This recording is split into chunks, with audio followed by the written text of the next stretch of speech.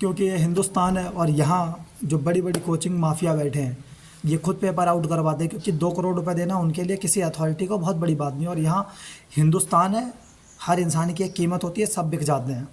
जिसको 2 करोड़ रुपए मिलते हैं सब ईमान धर्म सब बेच देता है। और वैसा ही होता है, वरना इतनी सिक्योरिटी वाले जगह पे जो प्रिंटिंग प्रेस होती हैं वहाँ पे पेपर प्रिंट हो रहा है, उसके बाद भी ऐसे पेपर आउट हो जाता है एग्ज़ाम से पहले। तो ये बहुत बड़ा क्वेश्चन मार्क लगाता है कि ऐसे कैसे संभव है।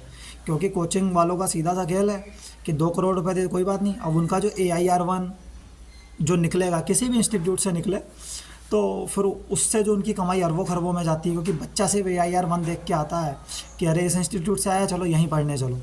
और बाकी कोचिंग इंस्टीट्यूट का दायरा भी सेट है कहते हैं, क्योंकि उनको सिर्फ AIR1 से मतलब है, उनको किसी से मतलब नहीं है। बाकी सब उनके बैंकर हैं, बस उनको 2-3 रैंकर से मतलब है।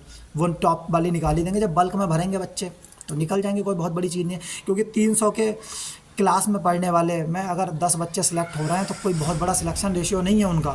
एक किसी छोटी कोचिंग से 50-60 बच्चे जहाँ स्ट्रेंथ है क्लास की, और उसमें अगर 10-15-20 बच्चे सिलेक्ट हो जाते हैं तो ये बहुत बड़ा अच्छा रेशियो है। लेकिन क्या है ना, लोग नाम के पीछे भागते हैं और ये नाम लोगों को बर्बाद कर रहा है, मेहनत का पैसा ऐसे बर्बाद हो रहा है। बात कड़वी है लेकिन सच्चाई यही है भाई। और बहुत सारे पत्रकार जो जानने वाले थे उनको भी बात बुरी लगेगी कि अरे दलाल कैसे बोलते हैं। भाई दलाली कर रहे हो तो दलाली बोला जाएगा, सही से क्यों कवरेज नहीं आ रही है।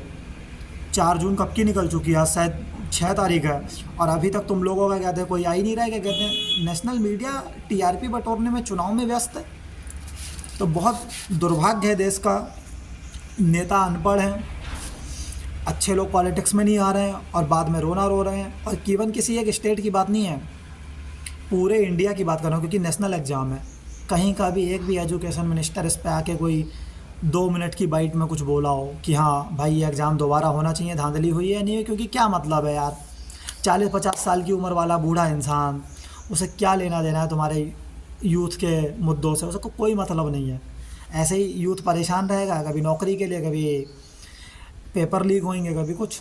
कहीं किसी एक नेता की बात नहीं है, किसी एक पार्टी की बात नहीं, सबका यही हाल है। और जिन्हें लगता है मैं गलत बोल रहा हूँ तो भाई तुम अपने आगे नेता देख लो, किसी ने फेवर में कुछ बोला हो, कुछ नहीं बोलेंगे, कोई किसी को कोई मतलब नहीं है, सीधी सी बात है।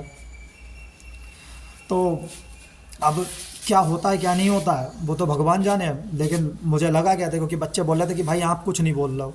मैं बोल दूंगा भाई, मैं बार बार बोलता रहूँगा। तुम 50-60 जितने भी हो, क्या कहते हैं, साथ में आओ, लखनऊ भी चलेंगे, शिक्षा मंत्रालय के पास जाके कहते हैं जो संदीप सिंह है उनसे भी बात करी जाएगी, कोई दिक्कत नहीं। क्योंकि इतना तो पॉलिटिक्स में अपना है कि जाके बात कर सकते हैं। लेकिन अगर ये इंडिया के हर जगह से एक एक दो दो विधायक इस मुद्दे पे अगर कुछ बोलते ना, ये नेशनल इशू बन जाता, मीडिया को भी कवरेज करना पड़ता और बहुत शालीनता के साथ इसका समाधान भी निकल आता।